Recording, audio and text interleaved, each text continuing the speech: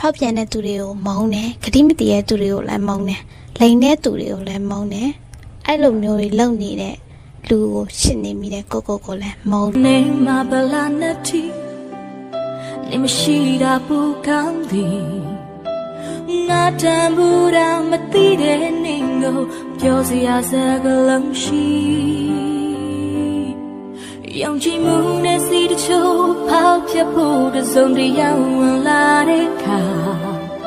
ဒီဆောက်ခဲ့ကြတဲ့နှလုံးငါတစ်ခုကိုဖြည့်ဆည်းလိုက်တာလားငါနဲ့ငိုမို့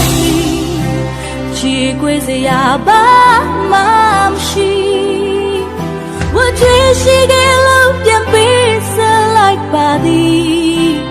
ငါနဲ့ငိုမို့ထပ်ပြောစရာစကားလုံးရှိ